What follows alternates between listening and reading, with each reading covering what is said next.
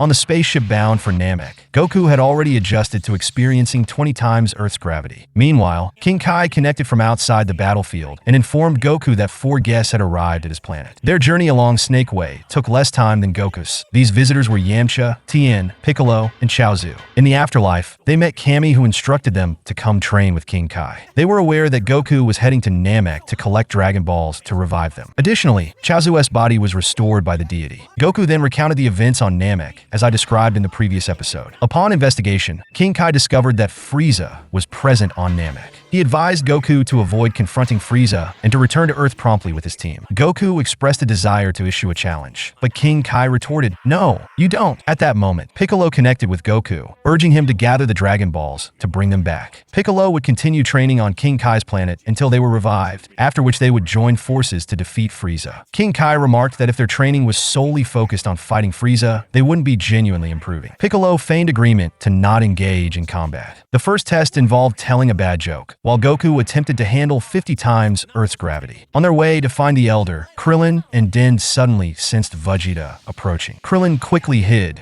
but Vegeta changed his path upon noticing that Broly was alone, intending to eliminate him. Vegeta confessed that he had always disliked Frieza and couldn't remain under his command due to his insufficient strength. With the Dragon Balls, they could wish for eternal life, allowing them to keep training, become stronger, and ultimately defeat Frieza. Vegeta then engaged Broly in battle. Broly launched a one-handed energy wave attack, but Vegeta effortlessly deflected it. Broly couldn't land a hit on Vegeta and was forcefully kicked away. Forced to reveal his true power, Broly had to transform, which would make him extremely unattractive. He typically avoided showing his full strength, but with no other choice, he had to undergo the transformation. After all the transformations, his appearance became indeed unattractive, but his power grew substantially, and his head became exceptionally tough. After several exchanges, Vegeta was only able to evade attacks. Sabo then grabbed Vegeta by the neck. Vegeta tried repeatedly to break free with elbow strikes, but Sabo held him firmly and forcefully threw him to the ground. Water from nearby flowed into the pit, flooding it. Sabo believed he had defeated Vegeta and left, but Vegeta managed to climb out of the water, though he was severely injured. During this time, Krillin quickly fled with Dandy. Dandy mentioned that on Namek, they operate with 3 suns in rotation, eliminating the concept of night. Eventually, Krillin and Dandy reached the Elder's residence. A man named Neil, who closely resembled Piccolo, came out to greet them as the Elder's guard. The Elder was already aware of the situation. However, due to his advanced age and knowing his time was limited, he could only remain there. They then met the Elder on the 2nd floor. The Elder first thanked Krillin, expressed sorrow for the Namekians who had lost their lives, and reflected on how the Dragon Balls, which symbolized the wisdom and strength of the Namekians, had led to such tragedy. Krillin straightforwardly mentioned his desire to use the Dragon Balls to revive his fallen comrades. Dandy also assisted in pleading their case. Curious, the Elder asked why Krillin was familiar with the Dragon Balls. Krillin provided an explanation of the events leading up to this moment. The Elder revealed that Tenshin was a descendant of Katas and a prodigy among the Namekians, capable of creating Dragon Balls. It's important to note that this refers to Tenshin before his separation. Krillin stated that Tenshin ultimately died because of the science. The Elder inquired, could it be because of a Super Saiyan? He then touched Krillin's bald head and accessed his memories, explaining that because Tenshin split into Piccolo, their inherent genius was divided. Had they been able to fuse, Tenshin might have survived. Choosing not to elaborate further on this hint, the Elder handed the Dragon Balls to Krillin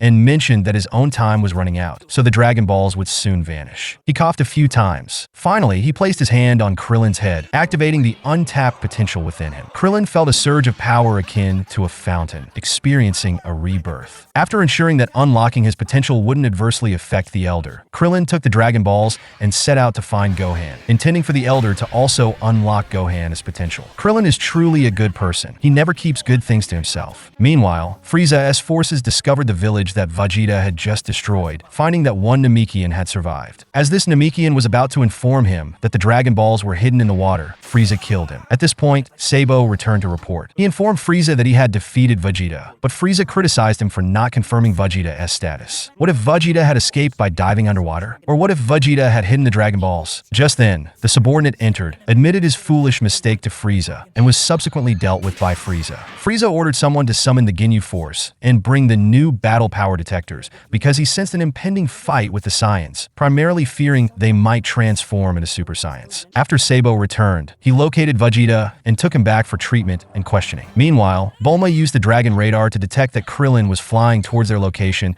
and also spotted a Dragon Ball nearby, the very village that Vegeta had attacked. Gohan sensed Vegeta's absence and took the Dragon Radar to search for him. On another front, Vegeta quickly recovered from his treatment and eliminated one of the subordinates. Sabo and Frieza hurried to investigate and found a hole in the treatment room. Sabo went outside to search, and Vegeta seized the opportunity to enter Frieza's chamber, executing a diversion tactic. Vegeta then roared, "I'm here," and unleashed an energy wave attack on the spaceship's power systems. He swiftly shattered the room's glass, and before Frieza and Sabo could enter, he threw out all 5 Dragon Balls and dove underwater to escape, a perfect example of diverting the enemy away from their main focus. Frieza was extremely angry at this moment. Gohan came searching for the Dragon Balls and was deeply saddened when he saw the Namekian village. While searching in the water, he found one of the Dragon Balls. Meanwhile, Vegeta recovered the 5 Dragon Balls he had thrown far away and noticed Krillin flying by with another Dragon Ball. He pursued them, but they were spotted by Sabo, who then joined the chase. Krillin reached Bulma first, but Gohan had gone to look for another Dragon Ball, so he wasn't there. Shortly after, Vegeta arrived. Sabo was the third to arrive. Bulma found Sabo very handsome. Sabo and Vegeta immediately began fighting. Sabo quickly transformed, causing Bulma to lose interest instantly. Vegeta then feigned weakness, grabbed a handful of dirt from the ground, and soared into the air. He threw the dirt at the approaching Sabo and punched through his battle suit from behind, sending Sabo into the water. Krillin attempted to escape with Bulma, but Vegeta blocked their path directly.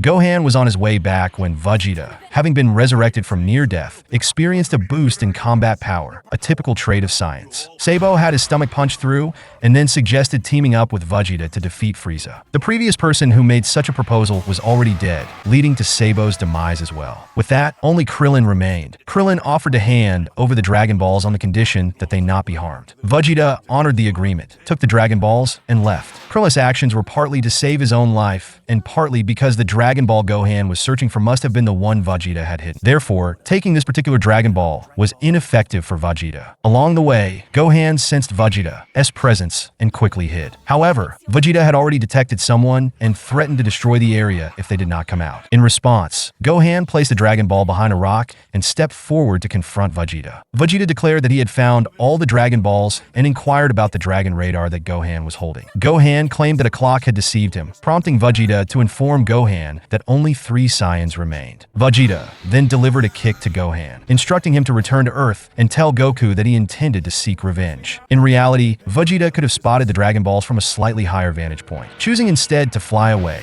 Vegeta left the Dragon Balls in Gohan's care, ensuring their safety. Gohan then rejoined Krillin, and together they swiftly relocated. Shortly after, Vegeta realized that the Dragon Balls he had hidden were missing, understanding that he had been tricked. Enraged, Vegeta immediately sought out Gohan, but Gohan had already fled. Meanwhile, Krillin decided to take Gohan to meet the Elder, entrusting Bulma with the responsibility of guarding the Dragon Balls. Frieza continued to await the arrival of the Ginyu Force. Meanwhile, aboard the spaceship, Goku employed the Turtle School Kamehameha technique on himself, and then used a Senzu beam to restore his strength. The manga explains that Goku undertook this training because he likely sensed that Saiyans gain increased power upon resurrecting from near-death situations, a characteristic inherent to them. Eventually, Goku adapted to 100 times Earth's gravity. After returning the gravity to normal, he felt completely relaxed and was now capable of enduring the tenfold Kaioken technique. He then took a bath, enjoyed a drink, and went to sleep. During this time, Gohan and Krillin, needing to conceal their energy signatures, had been traveling for 4 days without reaching their destination. Krillin proposed increasing their speed to maximum, believing that Vegeta wouldn't detect them from such a distance. However, Vegeta still managed to locate them. Vegeta took 1 Dragon Ball to chase after them, reasoning that even if he was discovered, the remaining Dragon Balls would be rendered useless. As Krillin and his group were nearing their destination, Vegeta caught up. Krillin instructed Gohan to quickly seek out the Elder while he stayed behind to confront Vegeta. However, Vegeta discovered the Elder's location. At that moment, the Elder was in the process of unlocking Gohan's potential. Vegeta mistakenly sensed that Goku had arrived, but it was actually Gohan who emerged. Both parties faced each other in a standoff. The Elder detected an unidentified power approaching Namek, prompting Dandy to swiftly swiftly inform everyone. Vegeta then realized that the approaching force was the Ginyu force. He grabbed Gohan and demanded the Dragon Balls, promising not to harm Gohan and his allies. Vegeta appeared visibly tense as he explained that the Ginyu force was more powerful than he was and that there were 5 members. The immediate strategy was for Vegeta to gain immortality to defeat them. Otherwise, the Ginyu force, utilizing their new detectors, would soon locate everyone. Neil also detected the presence of 5 malevolent forces. Krillin suggested making Gohan immortal, but Vegeta objected, stating that Gohan lacked sufficient combat experience. Krillin believed that this approach would hinder their ability to fulfill the wish of resurrecting their fallen comrades. Neil then explained that Namek,